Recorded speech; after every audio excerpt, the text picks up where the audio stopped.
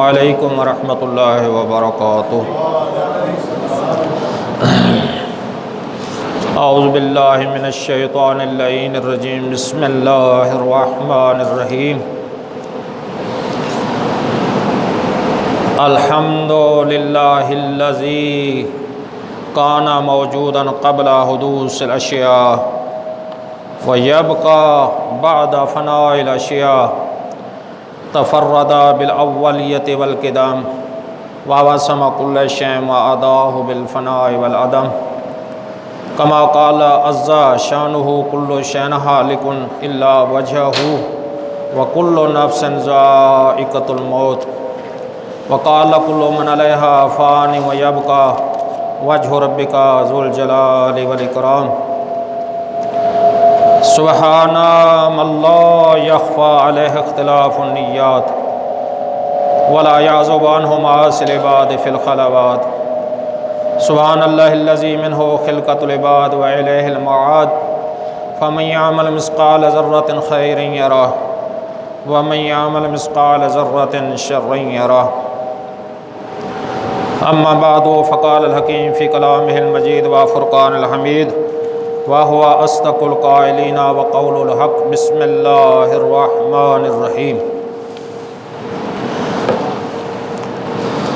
سبحان الذی اسری بعبدہ لیلا من المسجد الحرام الی المسجد الاقصی الذی بارکنا حولہ لنریہ من آیاتنا انہ هو السمیع البصیر۔ صلوات پڑھ لیجئے۔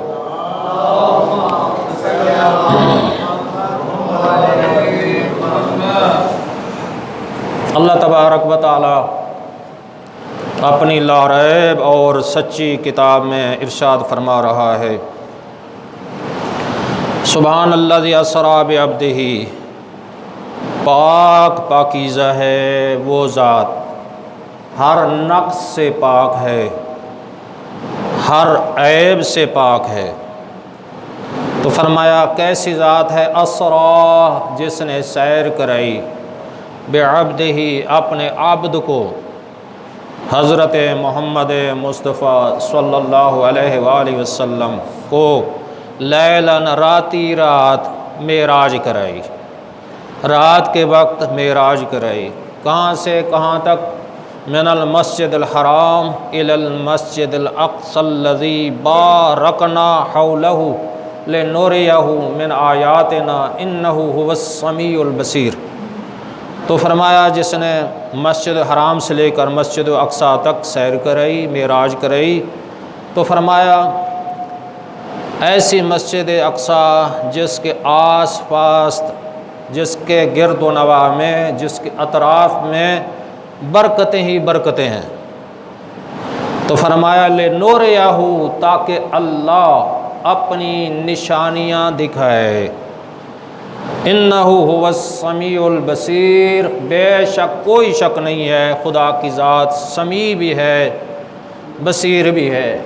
سمیع کا مفہوم ہے بغیر کانوں کے سننے والی ذات ہے، بصیر کا معنی ہے بغیر آنکھوں کے دیکھنے والی ذات ہے۔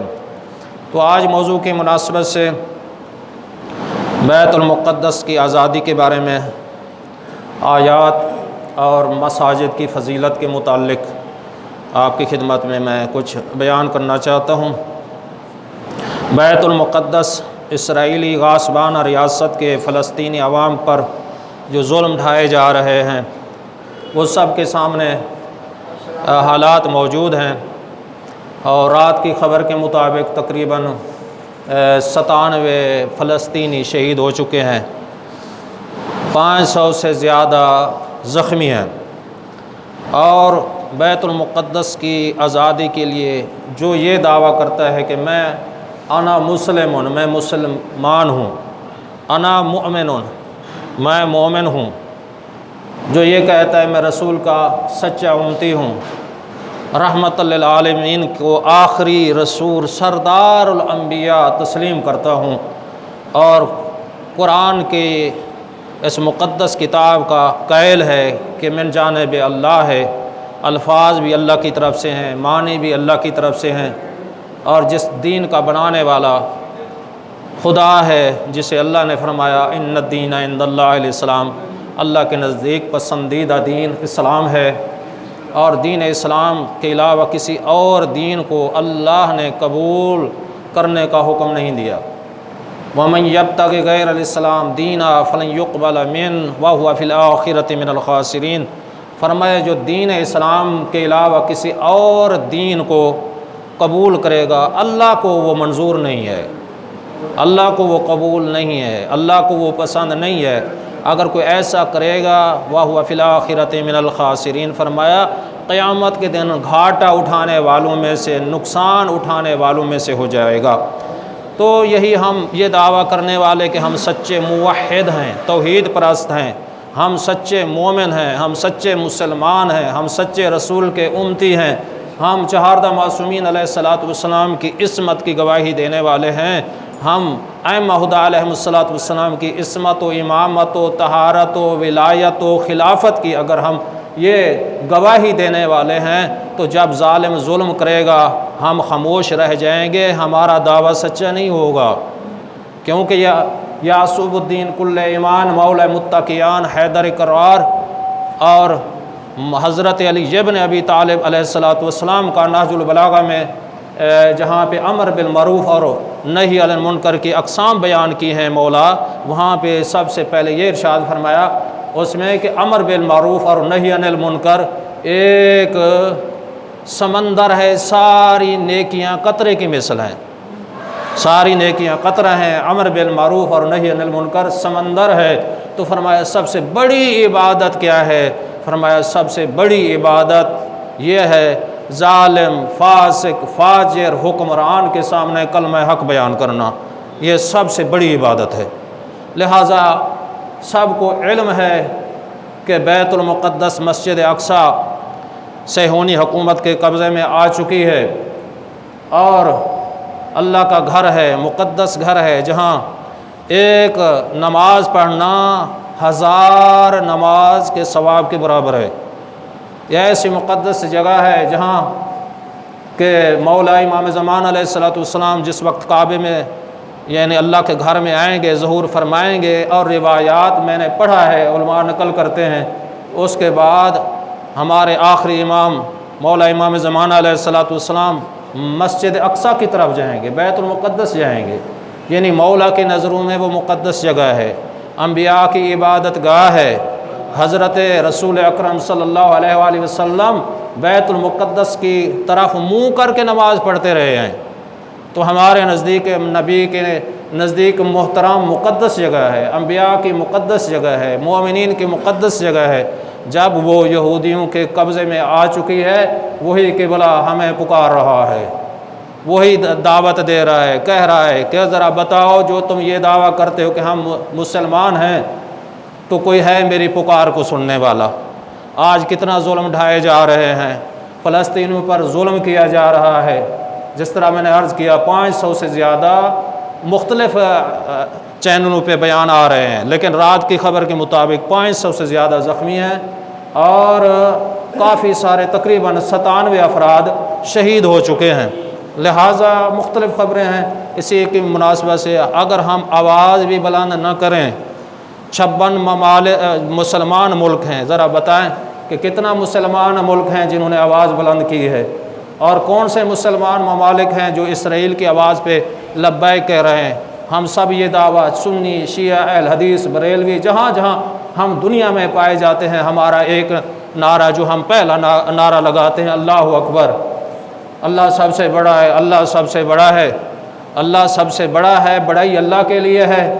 تو کچھ مسلمان ممالک جو یہ کہہ رہے ہیں کہ اللہ اکبر بھی کہتے ہیں، لیکن شیطان بزرگ کی اتباع کر رہے ہیں، شیطان بزرگ کی، امریکہ کی اتباع کر رہے ہیں، یہود و نصارہ کی کو تسلیم کر رہے ہیں، تو وہ کیسے مسلمان ہیں؟ اسی ضمن میں انشاءاللہ تعالی جو مقدمہ آپ کی خدمت میں نے پیش کر دیا ہے، تو اسی ضمن میں آیات الہی اور معصومین علیہ الصلوۃ والسلام کے فرمودات جو اللہ نے اٹل فیصلہ کیا ہے 1400 سال قبل، اللہ کے نبی نے یہ ہمیں بشارت دے دی ہے، اللہ کی طرف سے یہ پیغام دیا ہے کہ 1400 بعد یا بعد کے آنے والے دور میں اسرائیل کیا کرے گا، یہود و نصارہ کیا کریں گے، مشرکین کیا کریں گے؟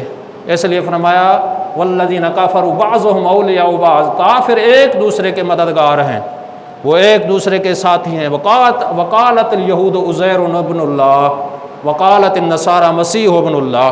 واضح قرآن کی نص سے صریح 1400 سال پہلے اللہ نے ہمیں یہ حکم دے دیا اللہ کے نبی کے ذریعے کہ کیا ہے، یہودی کون ہے؟ جو یہ کہتے ہیں وقالت الیہود عزیر ابن اللہ، یہودی یہ کہتے ہیں عزیر اللہ کا بیٹا ہے۔ وقالت النصارى مسیح ابن اللہ، نصرانی یہ کہتے ہیں کہ عیسیٰ اللہ کے بیٹے ہیں۔ نہ اللہ کی بیوی ہے، نہ بیٹے ہیں، نہ مثل ہے، نہ نظیر ہے، نہ شبیہ ہے، نہ نسل ہے۔ تو یہ اس لیے جو یہ دعویٰ کرے کہ عزیر اللہ کا بیٹا ہے، عیسیٰ اللہ کا بیٹا ہے، وہ دائرہ اسلام سے خارج ہے۔ تو اسی ضمن میں آپ کی خدمت میں یہ عرض کرنا چاہتا ہوں، قائد اعظم کا یہی بھی نظریہ تھا کہ بیت المقدس کو آزاد کیا جائے، اور یہ فکر حضرت امام خمینی رحمۃ اللہ علیہ نے جمعۃ الوداع کو یہی پیغام دیا تھا کہ کیا بیت المقدس کو آزاد کرایا جائے۔ اور آج کے تمام فقہاء اور مراجع صاحب فتویٰ سب کا یہی ایک ہی آواز ہے، ایک ہی فتویٰ ہے، پیغام دے رہے ہیں کہ جہاں جہاں کوئی مسلمان ہے اور کافر، آپ سب کے وہ کیا ہیں؟ دشمن ہیں۔ یہ ہاتھ کھول کر نماز پڑھنے والے ہیں، ان کے بھی ہاتھ کاٹ رہے ہیں، ہاتھ باندھ کر جو نماز پڑھ رہے ہیں ان کے بھی ہاتھ کاٹ رہے ہیں۔ ان کے نزدیک کوئی یہ چیز معیار نہیں، سنی ہے، شیعہ ہے، بریلوی ہے، وہ سب کے دشمن ہیں۔ جتنا مسلمان ممالک میں آج فساد پیدا ہو رہے ہیں، سب اسی چیز کا نتیجہ ہے کہ جنہوں نے سرپرست کسے مان لیا ہے؟ امریکہ کو مان لیا، اسرائیل کو مان لیا۔ تو اس لیے میں آپ کی خدمت میں عرض کرنا چاہتا ہوں، پہلی آیت سورہ بقرہ کی آیت نمبر 191 ہے۔ فرمایا الفتنۃ اشد من القتل، ایک یہ ہے کہ قتل کرنے والا ہے، ایک ہے فتنہ فساد پھیلانے والا ہے۔ من قاتل نفسا بغیر نفس او فساد فی الارض فکأنما قتل الناس جميعا ومن احیاء فکأنما احیا الناس جميعا۔ فرمایا جس نے کسی کو نفس محترمہ کو قتل کیا اور بغیر قصاص کے، فرمایا جس نے فساد پھیلایا یا جس کو قتل کیا قصاص کے بغیر یا فساد پھیلایا، سمجھ لو کہ اس نے بہت سے لوگوں کو قتل کر دیا ہے۔ ایک آدمی ہے قتل نہیں کیا، قتل پہ آمادہ کیا ہے، تیاری کروائی ہے، فساد پھیلایا ہے، اور قرآن کہہ رہا ہے اس نے بہت سے لوگوں کو قتل کیا ہے۔ تو فرمایا ومن احیا فکأنما احیا الناس جميعا، اور جس شخص نے کیا کیا؟ ایک شخص کی جان بچا لی، ایک فرد کی جان بچا لی، گویا کہ اس نے بہت کی نسلوں کی جان بچا لی، بہت لوگوں کی جان بچا لی۔ اس لیے ایک فرد کو اس نے بچایا ہے، یہ سمجھو اللہ نے یہ حکم دیا ہے کہ بہت سے لوگوں کو اس نے بچا لیا ہے۔ تو فرمایا فتنہ الفتنۃ اشد من القتل، اللہ کا فیصلہ ہے۔ فتنہ کفار و مشرکین کا فتنہ ہو، جو بھی فتنہ ہو، تو فرمایا فتنہ قتل سے سنگین جرم ہے۔ اور پھر ارشاد فرمایا وَأَن لَيْسَ لِلْإِنسَانِ إِلَّا مَا سَعَىٰ، تو فرمایا انسان جو کوشش کرتا ہے اسے پا لیتا ہے۔ یہ ہمیں حکم دیا جا رہا ہے، انسان کو آزادی ہے، جو کام کرے، یعنی نیک کام کرے گا اپنی منزل کو پا لے گا، اور جو برا کام کرے گا وہ برائی کو پا لے گا۔ فاعل الخیر خیر من وفاعل الشر شر من، تو فرمایا علیہ السلام، جو فرمایا مولا کائنات کا فرمان ہے، جو خیر کرتا ہے، نیک کام کرتا ہے، وہ اس نیکی سے افضل ہے، وہ اس نیکی سے بہتر ہے۔ فاعل الشر شر من، فرمایا جو برائی کرتا ہے وہ اس برائی سے بدتر ہے۔ تو یہ ارشاد ہو رہا ہے کہ ہمیں یہ حکم دیا جا رہا ہے جو انسان وَلَيْسَ لِلْإِنسَانِ إِلَّا مَا سَعَىٰ، فرمایا جو کوشش کرتا ہے وہ اپنی منزل کو پا لیتا ہے۔ نیکی کی کوشش کرے گا نیکی کو پا لے گا، برائی کی کوشش کرے گا برائی کو پا لے گا۔ لا اکراہ فی الدین، دین میں جبر نہیں ہے۔ جہاں یہی فرمایا اِنَّا ہَدَيْنَاهُ السَّبِيلَ اِمَّا شَاكِرًا وَإِمَّا كَفُورًا، اگر کوئی فرمایا ہم نے راستہ بتا دیا، یہ سیدھا راستہ ہے، اچھے اچھے کام کرو گے جنت میں جاؤ گے، برے برے کام کرو گے جہنم میں جاؤ گے، نیکی کرو گے، اچھا کام کرو گے، شکر کرو گے، تو یہ اچھا راستہ ہے۔ ہم نے راستہ بتا دیا ہے، یہ جنت کا راستہ، یہ اچھائی کا راستہ، یہ برائی کا راستہ۔ اللہ نے عقل سلیم عطا کی ہے، اللہ نے انسان کو نفس ملہمہ عطا کیا ہے جو ہمیں بتاتا ہے یہ اچھائی ہے یہ برائی ہے۔ فَأَلْهَمَهَا فُجُورَهَا وَتَقْوَاهَا، اللہ ہمیں بتا دیا یہ اچھائی ہے، نیکی ہے، یہ برائی ہے۔ یہ ہمیں عقل سلیم اللہ نے عطا کر دی ہے، اور اس لیے ارشاد فرمایا ان اللہ لا یغیر ما بقوم حتی یغیروا ما بانفسہم، اور ارشاد فرمایا کہ اگر کوئی شخص، یہ سورہ رعد کی آیت نمبر 11 ہے، دیکھ لینا، تو فرمایا بے شک اللہ کیا کرتا ہے، لا یغیر ما بقوم، اس قوم کی حالت کو تبدیل نہیں کرتا اللہ، جو قوم اپنی تبدیلی نہیں چاہتی، جو قوم اپنے آپ کو تبدیل نہیں کرنا چاہتی، خود گمراہی میں رہنا چاہتی ہے، تو فرمایا اللہ اس قوم کی حالت کو تبدیل نہیں کرتا جو قوم اپنی حالت کو تبدیل نہ کرے۔ لہٰذا کوئی کوشش کرے گا تو پھر اللہ کی غیبانہ مدد ہوگی، توفیقات الہی شامل حال ہوگی، لیکن جو کیا ہے یہ کوشش بھی نہیں کرتے۔ لیکن اس لیے عزیزان گرامی پھر ارشاد فرمایا انما المؤمنون اخوہ، یہ مومنین کو حکم دیا جا رہا ہے جن کے سینے میں محبت علی ہے، محبت حسین ہے، اہل بیت کی محبت ہے، چہاردہ معصومین علیہ السلام کی محبت ہے، اس سے بڑا رشتہ اور کوئی نہیں ہے۔ بھائیوں کا رشتہ اتنا نہیں ہے، ماں باپ کا رشتہ ہے، احترام ہے، ضرور ہے، لیکن سب سے بڑا رشتہ کون سا ہے؟ کیا ہے؟ محبت علی ہے، محبت حسین ہے۔ ہم سب مومن، قرآن نے اس لیے فیصلہ کیا ہے، سورہ حجرات کی یہ آیت نمبر سورہ حجرات کی آیت نمبر غالباً اس کے اندر سورہ حجرات کا آیت نمبر 10 ہے، ارشاد فرمایا انما المؤمنون اخوہ۔ آیت اس لیے بیان کر رہا ہوں تاکہ اگر آپ مطالعہ کرنا چاہیں، فرمایا سوائے اس کے فقط صرف کلمہ حصر کے ذریعے بیان کیا جا رہا ہے کہ صرف مومن، یہ نہیں ہے کہ رئیس ہو، یہ نہیں ہے کہ مالدار ہو، دنیا دار ہو، یہ کہیں نہیں لکھا ہوا، کچھ نہیں ہے، مال نہیں ہے، دولت نہیں ہے، گھر نہیں ہے، سفاری کے لیے کوئی سفر کے لیے سواری نہیں ہے، کچھ نہیں ہے، سادہ ہے، مسکین ہے، کچھ نہیں ہے، اس کے سینے میں محبت حسین ہے، اس کا احترام ہے، محبت علی ہے، اس کا احترام ہے۔ فرمایا یا ایھا الذین آمنوا ادخلوا فی السلم کافۃ ولا تتبعوا خطوات الشیطان انہ لکم عدو مبین۔ پھر ارشاد فرمایا سورہ بقرہ کی آیت نمبر 208، ارشاد فرمایا اے ایمان لانے والو تم سب کے سب سلامتی میں، امن میں ایک ہو جاؤ۔ مولا علی کو غلاموں کو حکم دیا جا رہا ہے، اگر تم یہ دعویٰ کرتے ہو ہم مولا کے غلام ہیں، متحد ہو جاؤ، ایک ہو جاؤ امن میں، کافہ سب کے سب، ولا تتبعوا خطوات الشیطان، شیطان کی اتباع کبھی نہ کرنا، شیطان کی پوجا کبھی نہ کرنا، شیطان کے نقش قدم پہ کبھی نہ چلنا، شیطان چھوٹا ہو یا بڑا، انسانی شکل میں ہو یا جنات کی شکل میں ہو، جس شکل میں ہو شیطان کی بات نہیں ماننی، جس لباس میں ہو، جس شکل میں ہو، جس قریہ میں ہو، جس شہر میں ہو، جس ملک میں ہو، چاہے شیطان بزرگ ہو، چاہے جو بھی ہو، چاہے امریکہ ہو، اسرائیل ہو اور اس کا اتحادی ہو، تو فرمایا کبھی ان کی اتباع نہ کرنا، انہ لکم عدو مبین، وہ تو تمہارا اصل کھلم کھلا واضح دشمن ہے۔ پھر ارشاد فرمایا اطیعوا اللہ ورسولہ ولا تنازعوا، سورہ انفال کی آیت نمبر 46، اللہ ارشاد فرما رہا ہے اللہ کی اطاعت کرو، اللہ کے رسول کی اطاعت کرو، ولا تنازعوا، ابھی آپس میں تنازع نہ کرنا، اے مومنو، اے علی کے ماننے والوں کبھی آپس میں نہ لڑنا، اے مسلمانوں کبھی آپس میں نہ لڑنا، اے مومنوں کبھی آپس میں نہ لڑنا، ولا تنازعوا، تنازع نہیں کرنا، فتفشلوا، ورنہ کمزور ہو جاؤ گے۔ آج اسی چیز کا نتیجہ ہے، ورنہ کمزور ہو جاؤ گے، فتفشلوا، ختم ہو جاؤ گے، کمزور ہو جاؤ، ولا وتذهب ريحكم، اور تمہاری ہوا اکھڑ جائے گی، تمہارا نام نشان نہیں رہے گا۔ اللہ حکم دے رہا ہے، بعض آیت کا ترجمہ میں آپ کی خدمت میں عرض کر رہا ہوں، ہاں آپس میں کوئی اختلاف ہو جائے، کوئی جھگڑا ہو جائے، کوئی لڑائی ہو جائے، وَاصْبِرُوا، صبر کرو، ایک دوسرے کا احترام کرو، ان اللہ مع الصابرین، اللہ ان لوگوں کے ساتھ ہے جو صبر کرنے والے ہیں، صابرین کے ساتھ ہے، صابرین کے ساتھ۔ پھر فرمایا وَاعْتَصِمُوا بِحَبْلِ اللَّهِ جَمِيعًا وَلَا تَفَرَّقُوا، اگر تم یہ دعویٰ کرتے ہو مسلمان ہیں تو پھر اللہ کی رسی کو مضبوطی سے تھام لو، حبل اللہ کو تھام لو۔ حبل اللہ کیا ہے؟ وہ دین مبین ہے۔